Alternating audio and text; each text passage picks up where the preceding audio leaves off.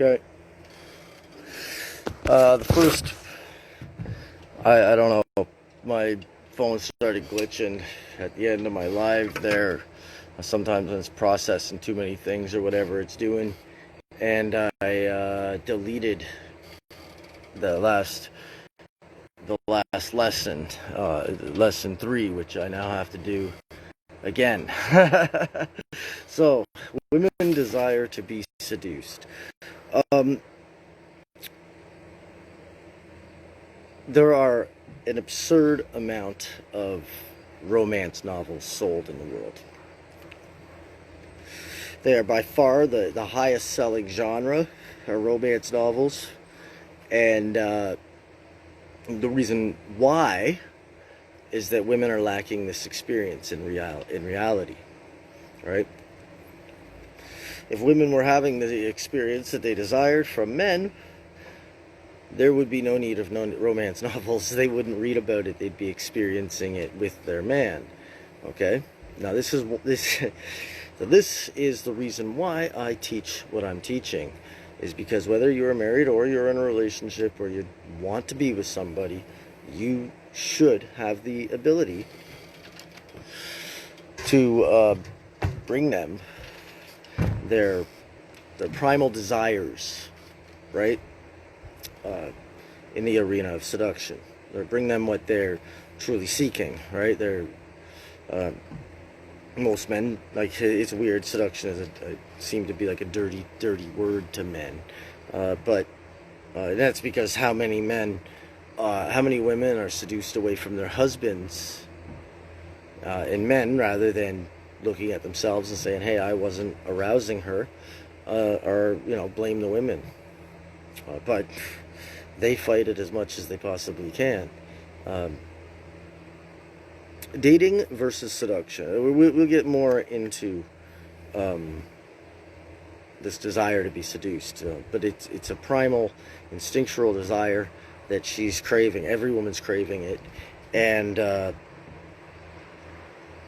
with dating, you require good looks, money, lifestyle, and assets. Things that are logical mind, logical brain, things that things that you have to have. There has to be a logical image of her, to entice her to want to go on a date with you, right? There has to be. So, seduction only requires that you can make her feel arousal, right? That's it. If you can make her, if you can bring her the experience of being seduced by you, you can seduce her. It's that cut and dry. A woman. Okay, so what is seduction? Seduction is, if you look at a dictionary, you see, a lot of the synonyms, let's say, for seduction are like to entice, to lead astray, compulsion, luring, like a kind of loss of control on her part. It just happened. She wants to lose control in the experience. The reason why women have this, so they've got a thicker corpus callosum in the brain. So the emotions to her are far more real, far stronger, far more powerful, and far more frequent than yours. And so it's impossible for a man to understand this about a woman.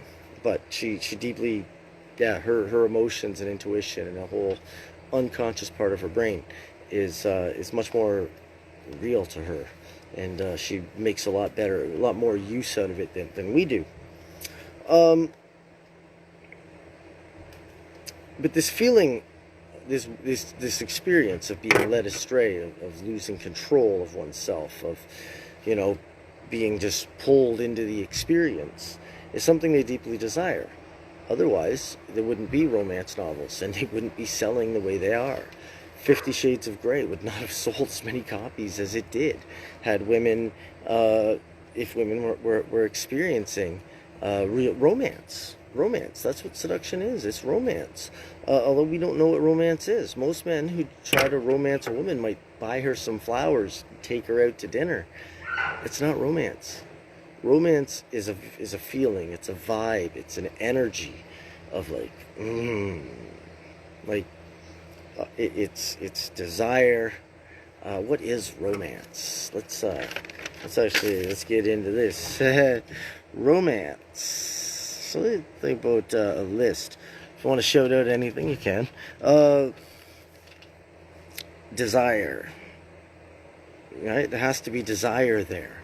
There has to be arousal. Arousal. There has to be connection.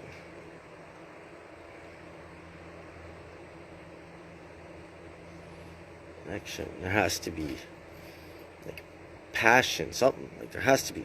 She has to be letting go into an experience. Let go into an experience.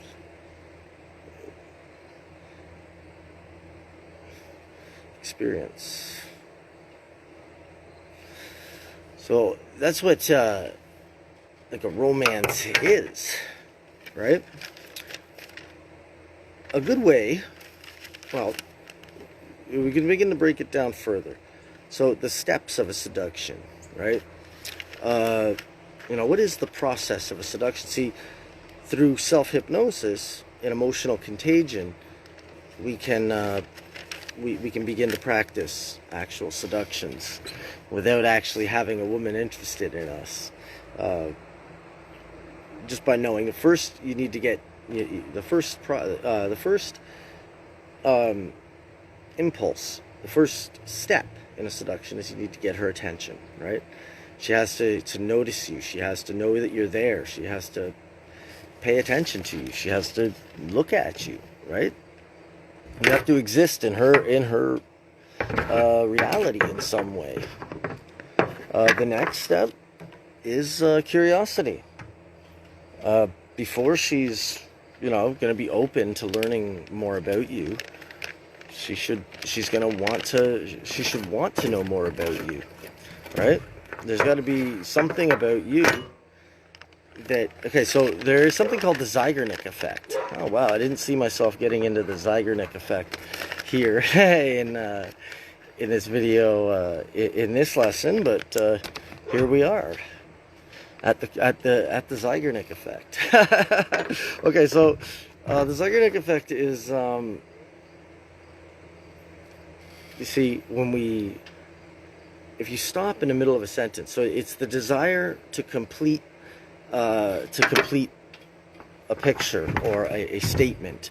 It's this desire of completeness that we feel.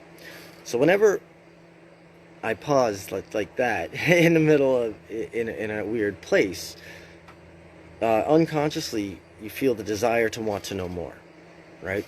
You desire to want to finish the sentence, right? But that's a desire of kind of a neediness that you're creating in the other person. Well, but the Zeigarnik effect is just like that. It's just like whenever there's an incomplete picture or incomplete something, there's an incompleteness in the mind desires to find out the rest of that information, to complete that picture, to complete that statement, to complete that information in whatever form it is. That's the Zeigarnik effect in essence. So, this is what curiosity is, right? It's an incompleteness. You see, most people you can almost judge them right away. Like, most people listen to the same music, they wear the same types of clothes, they follow the same fashions, they look basically the same. You have a conversation with them, they're gonna have the same opinions that most other people have.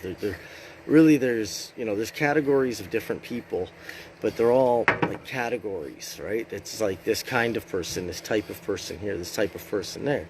And the moment we feel like we know who somebody is, we stop seeking to know more about them. What you should do, instead of trying to give her a complete picture of who you are, is to give her reasons to wonder as to who you are. Give her reasons to seek out that information. So if just by your look you don't fit in any specific category, like me, I you know, I got nail polish and fucking little fucking cheap crystals hanging off me. Okay, the crystals, you might say I might be spiritual, right? I look like a spiritual person, right? So I got all the crystals. Get off me, fly. But then you see the painted fingernails, and it's like, what the hell is that? Is he a transvestite? Right? So right there, you've got like, who the hell is this guy? Right? And so her mind begins to, and I'm not advocating that you copy my style. The reason why my style works is that there aren't a bunch of people running around that look like me, right? But there's several. I've got a look and a style that is my own. I disdain fashion and or popularity, anything that's popular. I don't listen to I don't listen to music that's popular. I'm not seeking that. I don't want to be like anybody else. I like to be my own person. But that is where, by truly being different, you see, everybody's a psychic, right? So if you're just pretending to be different, it ain't gonna work. You have to truly become like different than other people that, you know, someone's likely to meet. Otherwise, they're going to read that off you. Like, oh, okay, this is just another simp in disguise, or this is just another one of these guys in disguise. You know, this is actually, you know. So begin to take take control over your own, over what you're projecting. How much information people are able to get from you, or, you know, the associations people are able to make about you, right? And trying to extend the period of time between who is this guy and, oh, that's who he is. Trying to make that as long as possible. That's where you begin to create a very you begin to create like an avatar, I suppose it could be called, or a persona that is attractive. Because you attract energy towards you. You attract curiosity towards you. So yeah, if we go through, let me continue to go through this as I smoke a joint. We're going to have a meditation session and everything. So curiosity is basically that, the Zeigarnik effect. You want to cause her to have an incomplete image inside of her mind. So who is this guy? Can't come back as, oh, he's just one of these wiggers, or he's one of these hip hop guys, or he's a grunge metal guy, or he's a hippie, or he's a this, he's a that. You want that. You don't want that to occur. You want that. You want to be as far away from that as possible, because once she feels like she's got an image of you built inside of her mind, just as we all do, we no longer feel that curiosity. And if you're in the very beginning stages of a seduction, what else is going to keep her there and involved in the seduction, right? You have to have that. Unless when she goes, oh, it's this kind of guy, and it's an image that she really, really desires, which does happen. You know, she's got her own attachments and her own associations made with that image, and so you're the guy she's looking for, because she's looking for a type. But types get boring. They really do. You shouldn't be a type of any kind. So a vibe. What is a vibe? Right? It's emotional contagion. Simply put. So what happens is, when I look at somebody, I begin to build an image of them inside of my mind, based on their body language. So a vibe is constructed from all the information that the five senses receives about that person. That's how we begin to make judgments. So your vibe, emotional contagion, we're always displaying everything that we feel. Whatever I feel, you're reading it off me automatically. But even more than that, it actually, because I've proved this to myself anyway, that it happens at a distance. So it's not even just, but the scientific explanation is that you read what my body language is saying, you hear the tone of my voice, my vocal tonality, all the information that your five senses uh, it has available is painting an image inside of your mind telling you who I am, but also how I feel. So when I display an emotion on my face, it's just like this. It only takes a couple minutes and you start to begin to feel that just unconsciously, because you can't know that that smile is not a threat to you unless you feel a little bit of it yourself. That's why we're all, that's how we developed emotional contagion. And what a vibe is two people who look at each other and like each other and feel pleasant feelings when they look at each other. How to hack that? Simple. Make her curious. If she's curious, she's going to be open to the vibe. She wants to know who you are. At that point, that's openness, just like hypnosis. At that point, body language, gesturing, and begin to, with your own state, your own internal state, play with your own internal state, and just know that she's reading that and she's going to feel the same thing. So you can have, what kind of vibes are there? Sometimes there's vibes of just mutual respect. You ever just meet somebody? Like, I've worked beside people and it's just like, fuck yeah, like we're both working hard, and you get an admiration, a good, you're vibing with somebody and it's just like, say you're laying brick on a wall. It's just you and another bricklayer. It's me and another bricklayer. I've had it happen a few times where I came away really feeling like I knew this guy, and we built the wall together. It's like everything that, anything that I need, it's like instinctual, like, it's like we're both just working together. We're on the same level. We're working together. We're making things happen together. That's a vibe, right? That's one kind of vibe, and it's the same vibe. It's the same thing. It's an unconscious communication, a psychic communication going on between two people. That's what I call it, a psychic communication. But you can call it an unconscious communication if you don't want to get into esoteric stuff. There's mirror neuron explanation that I've given you as well, that you're just interpreting each other's emotional states and feeling them yourselves. However you want to look at vibe. I prefer the psychic kind of model because I've proved it to myself that emotional contagion happens at a distance. So what you want to do is you want to have a vibe of some kind with her. The other vibes you have, sometimes you're just like, you look at a girl, and you both of you are just looking at each other and you're like, oh my god. You want to fuck her, and you can tell she wants to fuck you. That's a vibe I like. I like vibes like that. It's like, or like, just like you're curious, like just curiosity of like, who are you?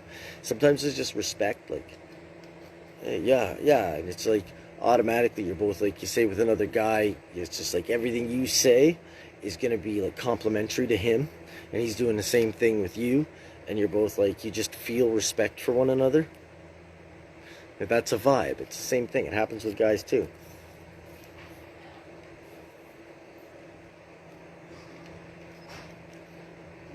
So whatever you're feeling insecure, as you're going to go approach a woman, insecurity or shame. Like, I used to have a lot of shame. And for me, I couldn't go up and talk to a woman at all. It was not a possibility for me. I had some bad associations in my mind of what she, my image of who she was, and my image of who I was in relation to her were not empowering.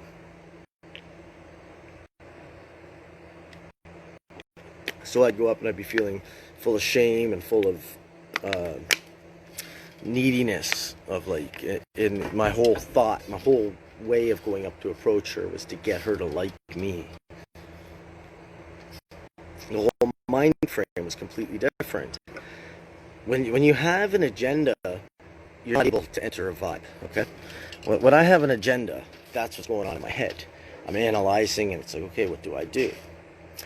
When I'm in a vibe, I'm more acting automatically, but I'm acting, it's automatic processes associated with the internal state that I have going on within me, okay?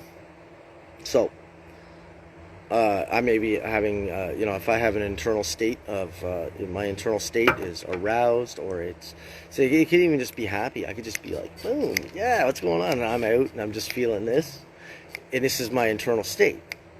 Other people who want to be involved, who want to be feeling that internal state is enticing, right? So as long as I try to keep my internal state at a place where it's pleasurable to me. And if my state is pleasurable to me, anyone whose attention is on me is also feeling pleasurable feelings, right? Is also going to be experiencing a pleasurable state as well. So state control.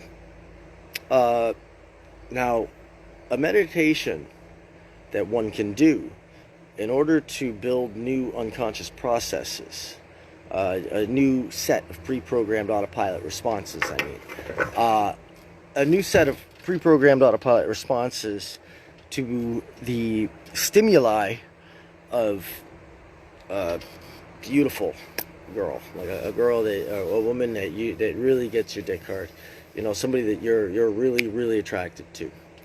Think of the last time. Okay, so the first thing you want to do is just go into the mind.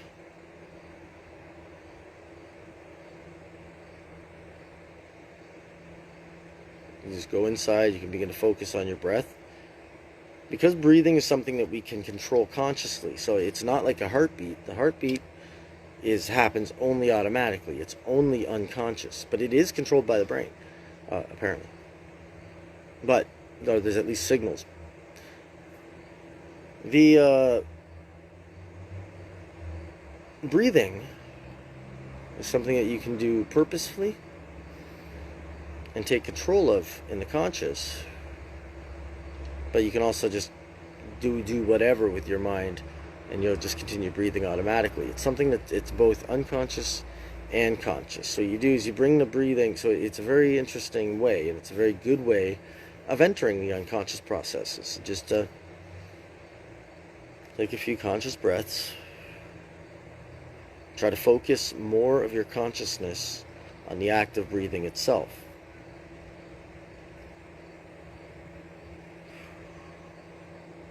Each breath just focuses more consciousness on the next breath.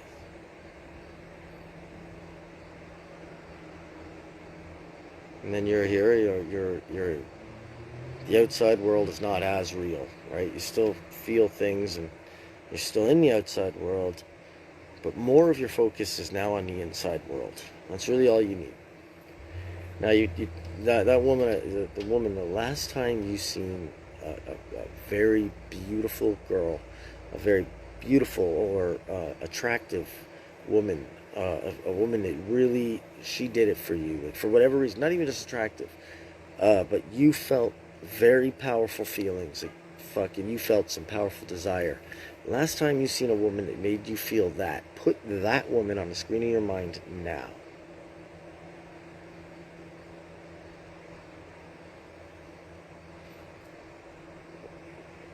And I want you to keep your mind clear and just see her. Just clear your mind. So just the automatic feelings, just let them go.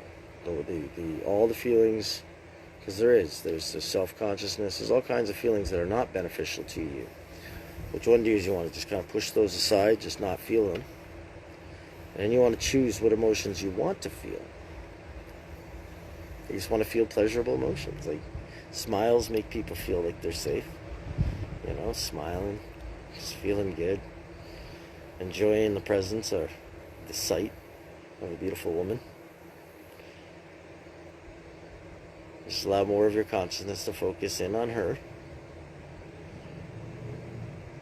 And see, it's all, even you can even put a crowd around you.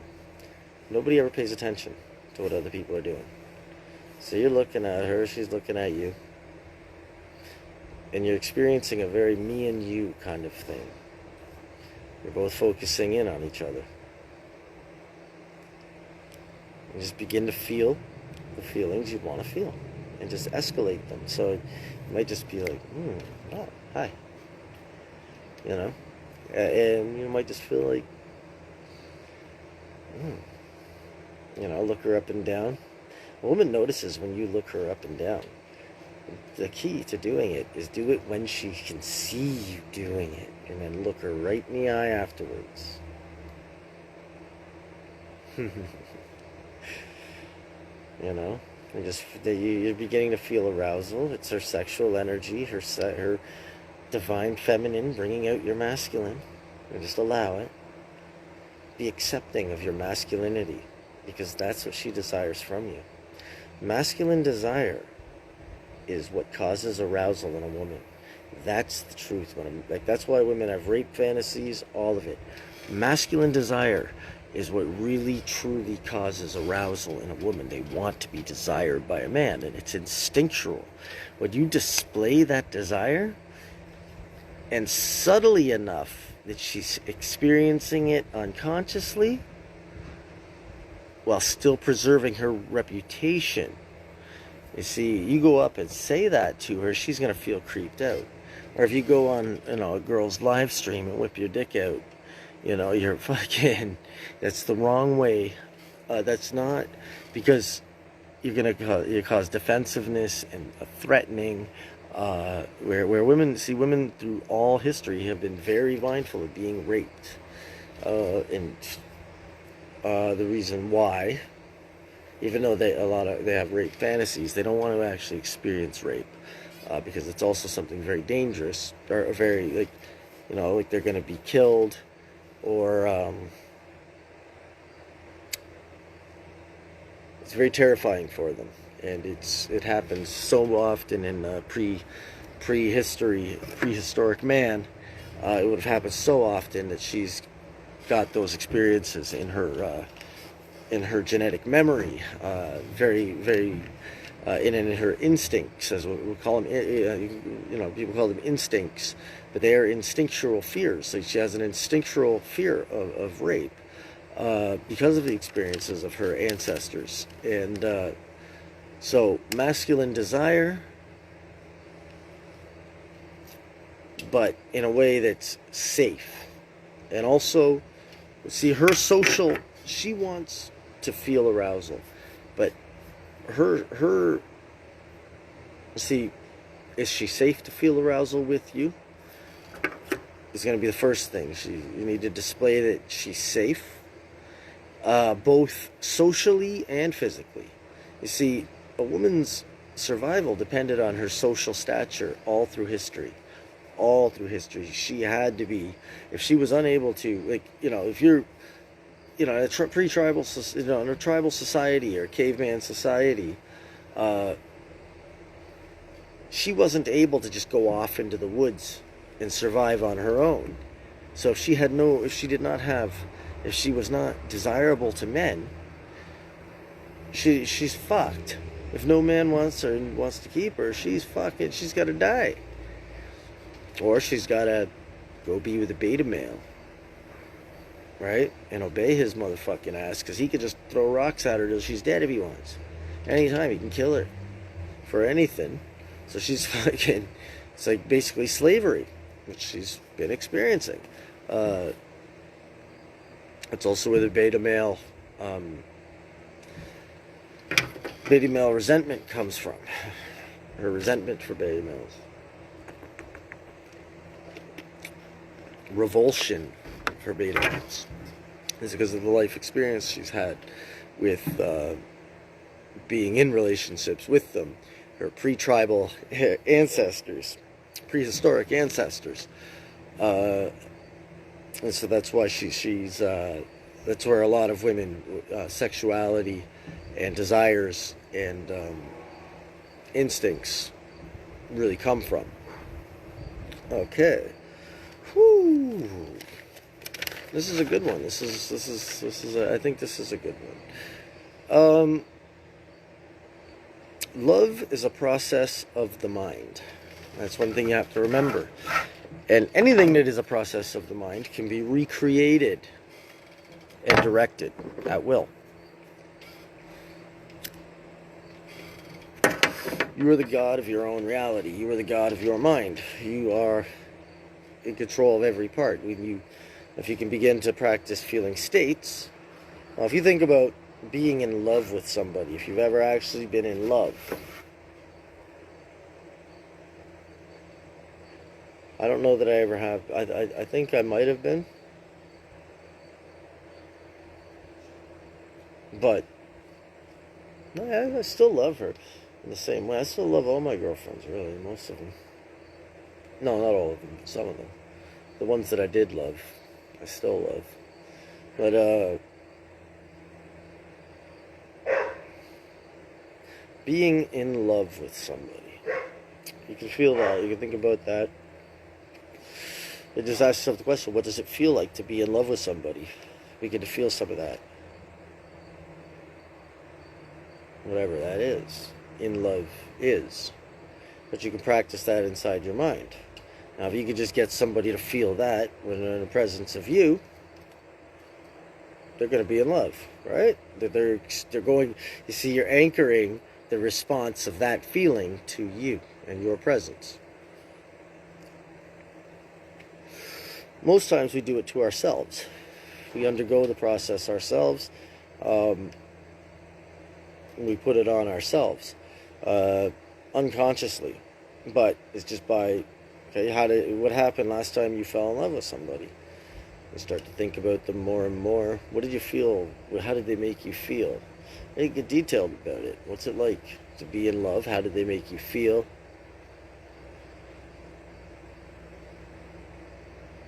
And begin to think about that. Build the whole process, like the whole process of it in your mind. Go through all the experience that happened, all the internal representations that occurred when you were in love last time. If you were ever in love, falling in love, and that's the tricky thing about language, is you can just describe that to somebody, and they have to go through the process in order to interpret your words. That's how covert hypnosis works, which these lessons are going to get pretty detailed and deep. I want to give my knowledge of the whole process to the world, to be used. Knowledge is power, and the human species needs to know how to. Like the art of seduction cannot be lost. You know what I mean? It can't be.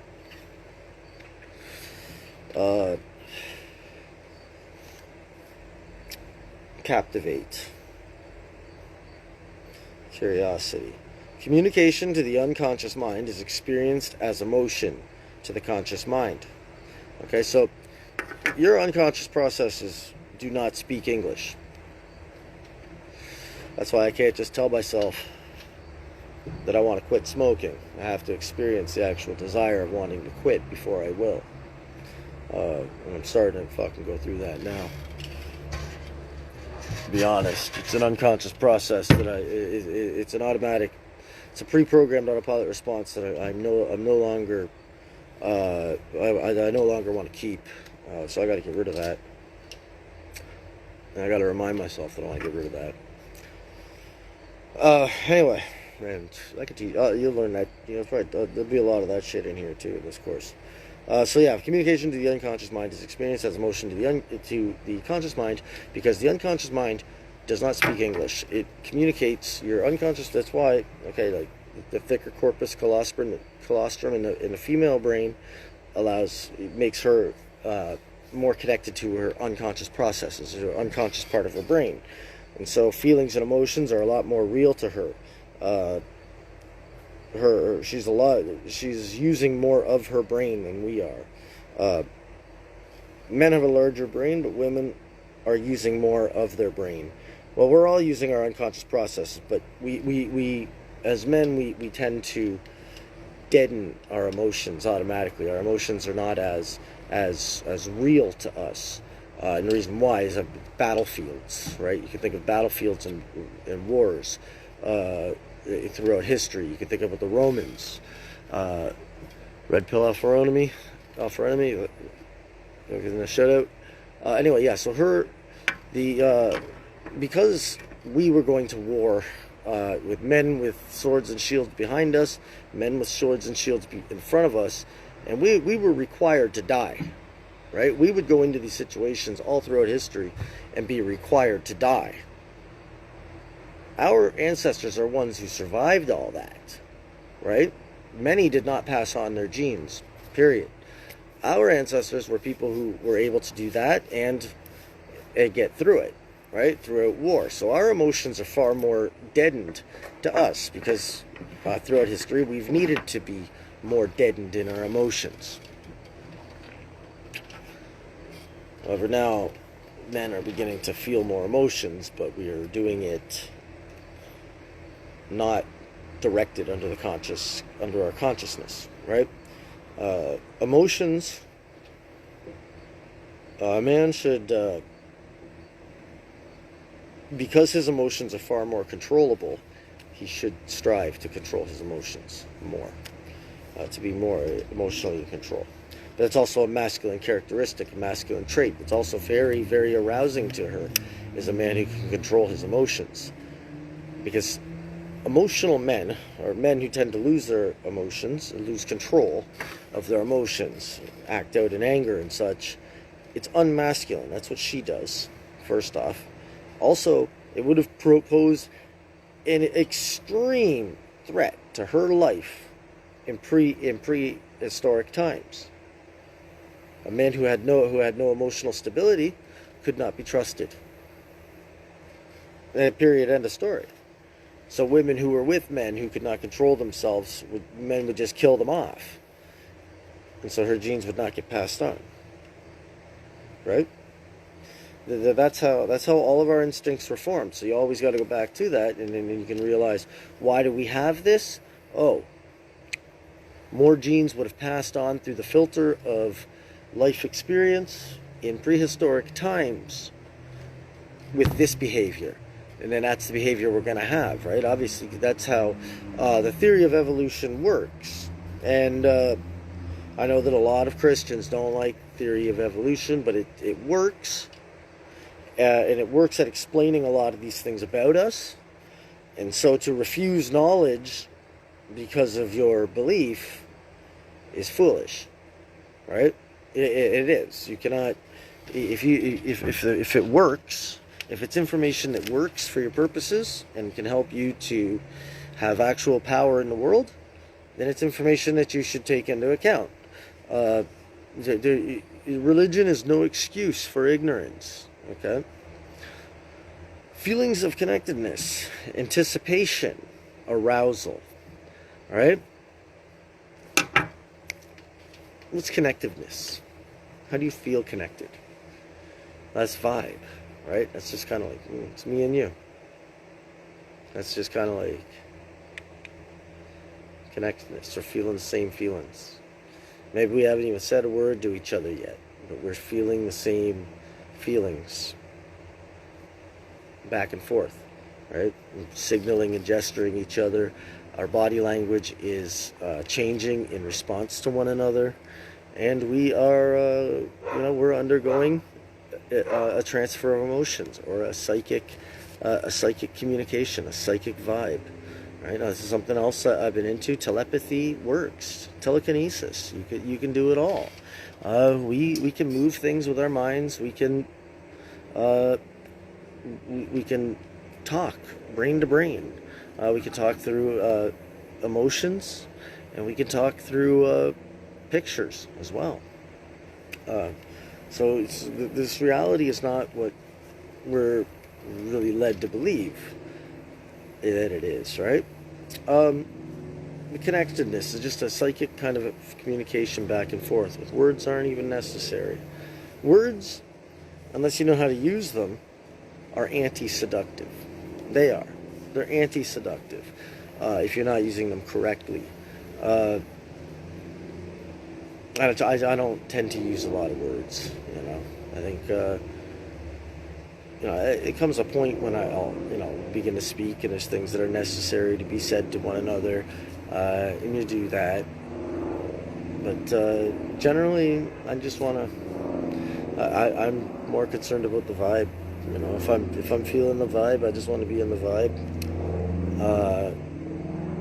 But when it's time for that vibe to end or to change or to morph, I do that as well. I take on the more of a dominant role, and I begin to seek out the information. Is she somebody who is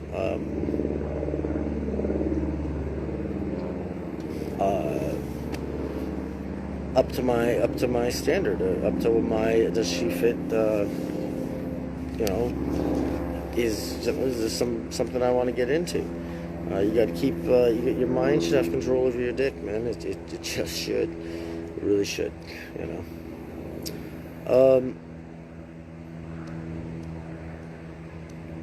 Yeah, nonverbal communication. So nonverbal communication is interpreted by the unconscious mind. So it's stuff that you see. And the person's just like, this is a communication. So is this. So is that. So is that. Everything's a communication. If she ain't looking at you, see the way if she's not looking at you, it's either because she's already dismissed you. Right? Now, women are always on the lookout for that guy. Always on the lookout for that guy. The only time she's not looking at you is when unconsciously she's already dismissed you. Most of them do it right there. They all do it. Unless there's a reason that she's seeking somebody, she's feeling, she's like kind of unless she's seeking. But if she has options, say a bunch of beta males, simps or whatever, she's got fans, she's not going to be looking for another fan so much. Well, she might be, actually. Some women actually do court fandom. Give a guy a little bit of attention, you know, make him chase a little bit, and then they actively create fans like that, and they do it quite often, and they get very good at it, and they can gain a lot of power that way as well. That's what I would do if I was a woman. I would have fucking a legion of beta males. I would have a fucking legion of beta males, and then I'd begin reprogramming them. I would, man. That's what I would do, man. I would have a legion of beta males, and then find some fucking use for a legion of beta males. Well, they could just be paying me too, right? That works as well. Some of them do that, right? Subscribe to my OnlyFans. Tell you this, man, if you got an OnlyFans account, man, just turn this shit off. Anything I tell you, man, ain't gonna do you no good, man. You can forget about all this stuff. You're just like, oh man, shit. So, internal states, we've already done that. State control, yeah. So how do you want to feel in front of, when you're in that position, when you're there somewhere, and you're feeling that desire, you're feeling those. How do you want to feel? Clear and in control of yourself, in control of your responses, and then you bring in feelings. So this is how invoking can work, right? So in magic, there are archetypes, or gods, types and gods, energies, angels, demons, whatever the fuck you want. Whatever you want. If you can define it, you can create it in yourself, right?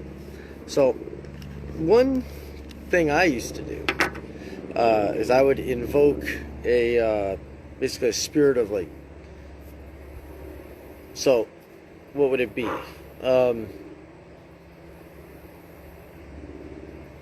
confidence. So you bring in that attribute, right? What is, if I want to, so invoking is like archetypes, angels, gods, energies, things like that, right? The reason why magic is banned is because it works. Because it works. Flat out. It does. So, if I want to be more confident, all I have to do is give my unconscious mind the experience of becoming more confident, right? How do I do that, right? See, hypnosis and magic cross lines, a lot of lines, because they're the same thing, essentially. Just, so are science and magic, same thing, just different routes, different, but the same. Magic and hypnosis.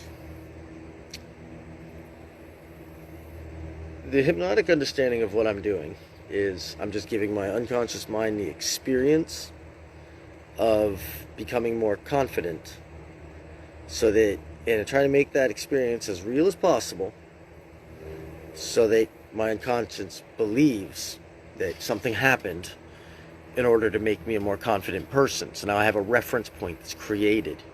Understand? All I'm trying to do is create a reference point for my unconscious mind to go, oh yeah, this happened, and now it's like this. Right? That's all I'm trying to do. If you want to think about it in magic terms, I'm invoking an energy. Right? And if you're Christian, there are you still have the angels. You got the angel Michael. You've got all these angels you can use. I think Michael's the one with the representative of like Mars, masculine, fire, the south.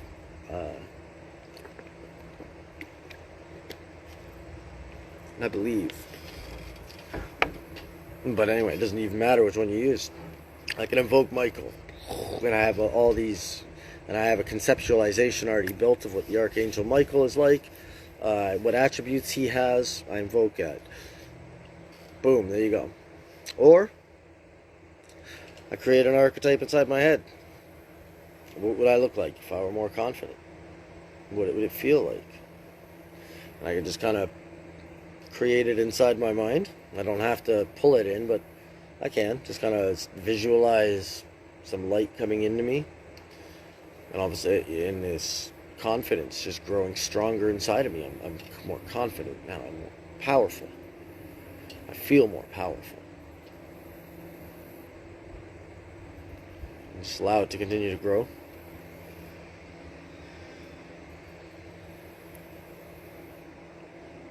Whatever you want. Arousal, same thing. Happens. All of a sudden it's like, oh man, I'm feeling aroused.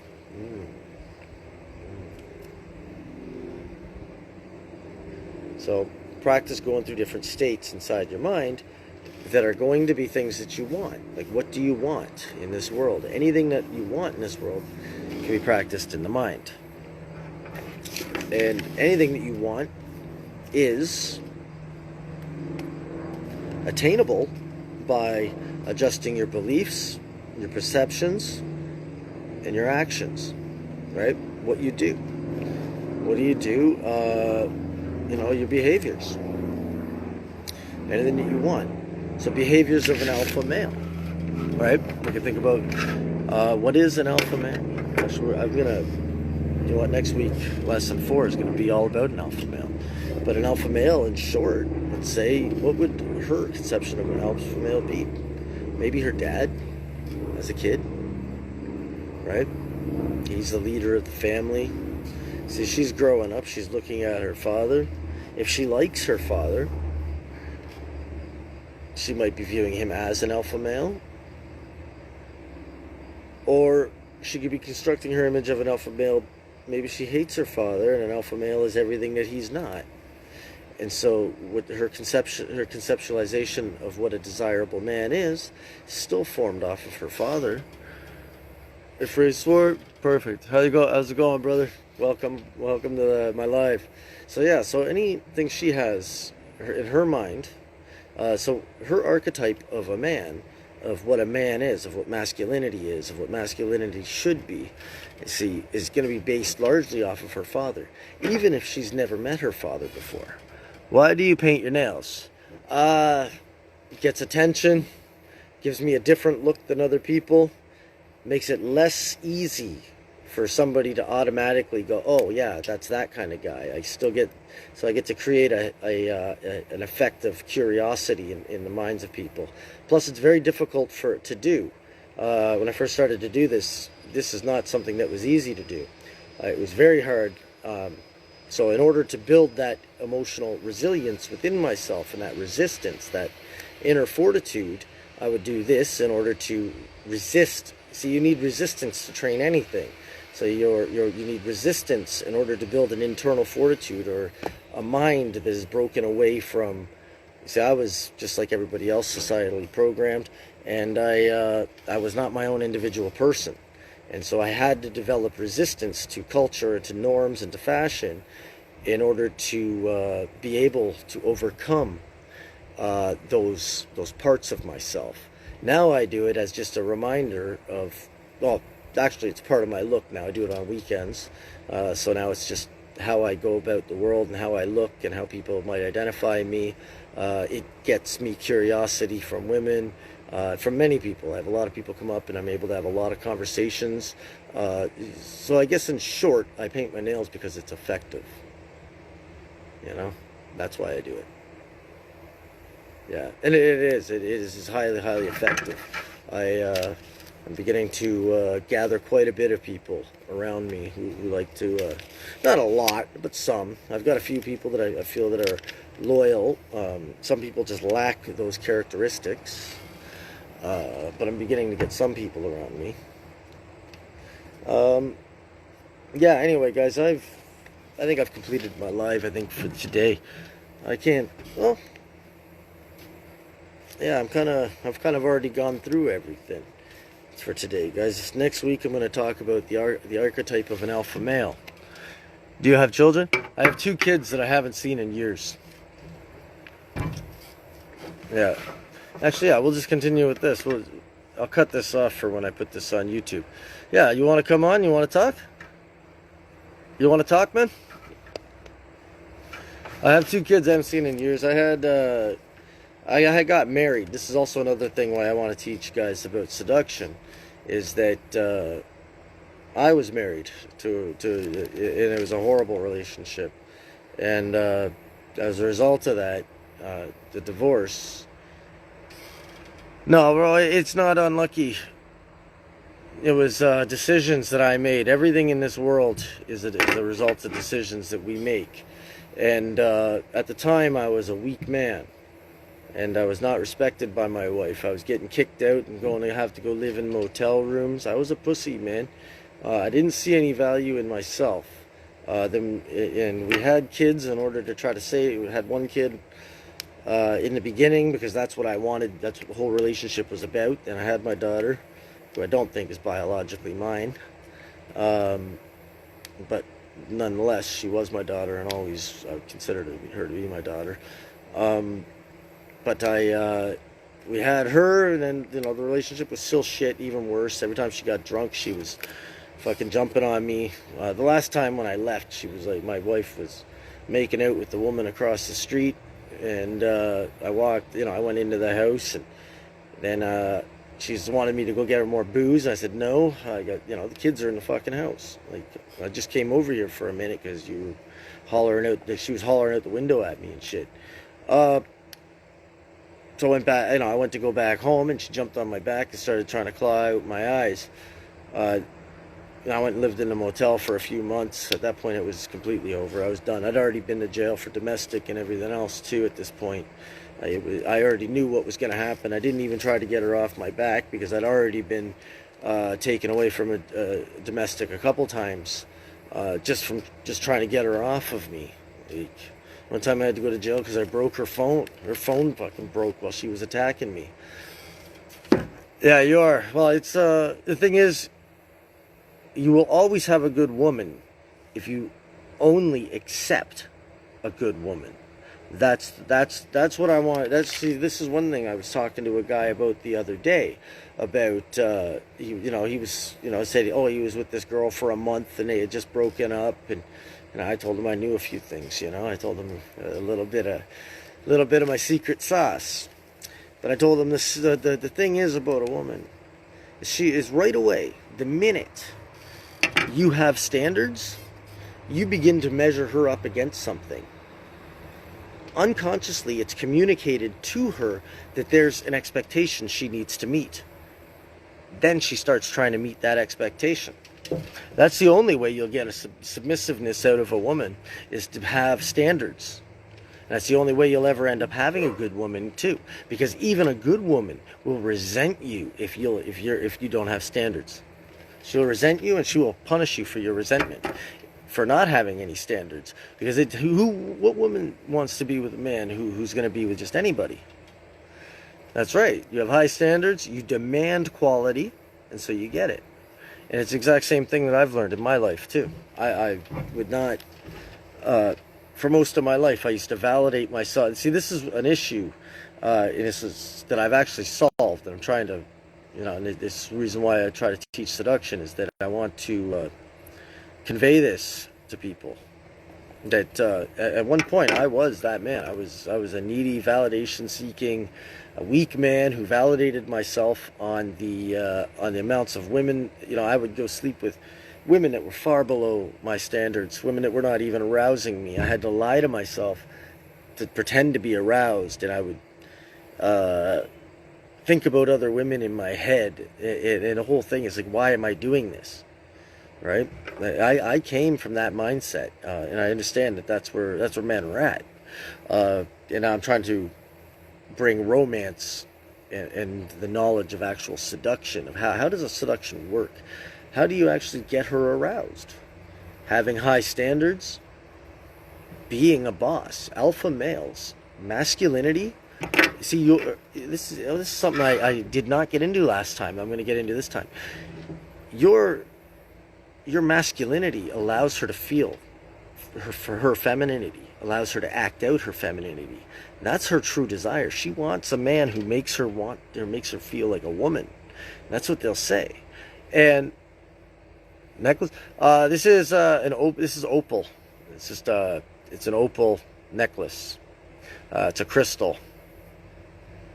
But yeah, they're all crystals. They're just I like crystals. They all have little energies. But anyway, yeah, so dominance and submission. So women walk around, well, if you're not dominant towards a woman, see, when I was a kid, I got beat up a lot. I was picked on by other kids a lot. And I observed that even the other kids that were getting picked on also would pick on me, beat me up, and pull my pants down. Like, all the kids would beat up on me, and even the other kids that nobody liked, they didn't want to hang out with me either. Even those kids would fucking beat me up, pick on me and shit. And I thought, why? It was because I was so submissive. So I was abused, right? I was very much submissive, insecure, but my submissiveness was bringing out their dominance. And it's the same thing with dominance. When you're a dominant man and you have that energy, she's naturally going to be more submissive. She takes on the role of submissiveness, and that's where she wants to be. Women will often portray dominance in order to detect submissiveness in men as well. If you're a weak man, she's not getting aroused by you. And so that's why you'll see a lot of women, single women, acting very dominantly, even to the point of like brutishness sometimes, dominating men. And they resent those men that allow them to dominate them. I never got beat up. I was too big to get bullied. Right on. I did. And it's not even about that. I just had, I got abused. My dad beat me up and stuff, and I was getting beat. I was so fucking beat into, I couldn't even talk to other human beings, man. I was, yeah, I had a hard time growing up. And gave me a unique perspective and an interesting life